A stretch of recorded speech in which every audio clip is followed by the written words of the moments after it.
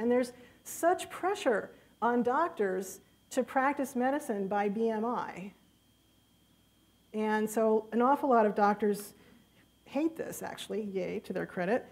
But also, we have to remember that a lot of doctors are seeing the person here at in this cell of the matrix, the unhealthy fat person, and it shapes what a lot of doctors' experiences of fat people, right? It's completely understandable. We see, this is the sort of conventional view that everybody gets exposed to. You see Kate and Tom jogging through Central Park, like the big celebrities who are thin. And then you see the headless fatties.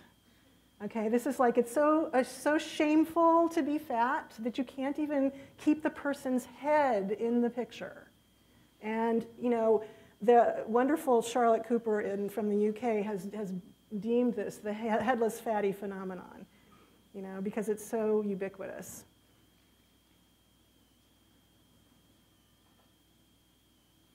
So, when MDs are seeing the people who have waited and waited and waited and waited to go in to see them because they don't want a weight loss lecture and they don't want to be ashamed and then, they just have to go, they're seeing the people who are the sickest for sure.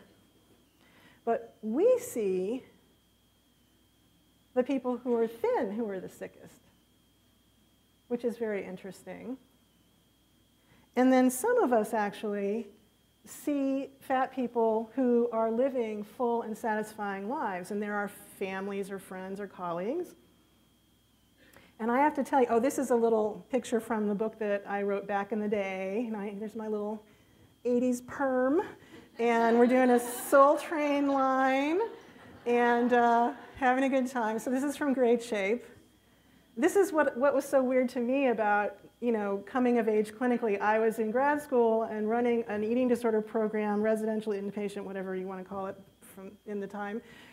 And I was teaching these dance classes. So I was like, it's occurring to me as I'm crossing the Bay Bridge to go from one to the other one day, oh my God, I'm so working with the healthiest fat women and the sickest thin women.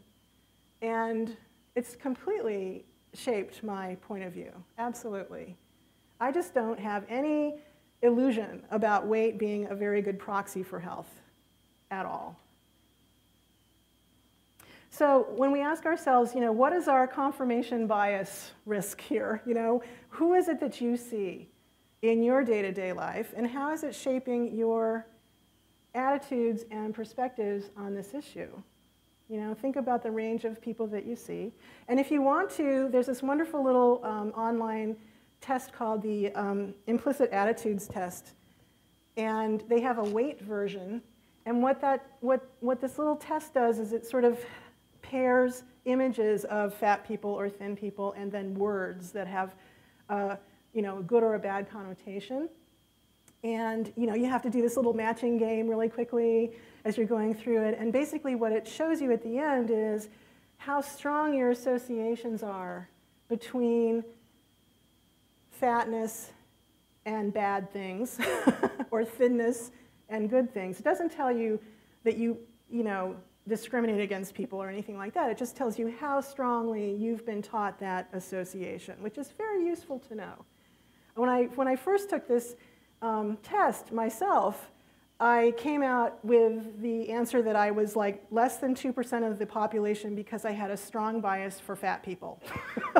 And I was like, whoa, that's interesting. And I thought, but that is what makes sense because I'm seeing all these really, really struggling thin people. I'm seeing these, people who are so unhappy. And the regular people in my life are the people who are fat, who are just, do my friends who are activists and so forth. And it was just very interesting. And then subsequent times I've taken it and it's come out, for whatever reason, it's come out very even since then. So I'm not really sure how to think about that. But anyway, it's a wonderful thing to do. And I want to look a little bit at what are we being exposed to around this issue that is also shaping our perceptions of things and also creating the world that we live in and the world that the fat people who are hearing and seeing these programs, the world that they're living in too.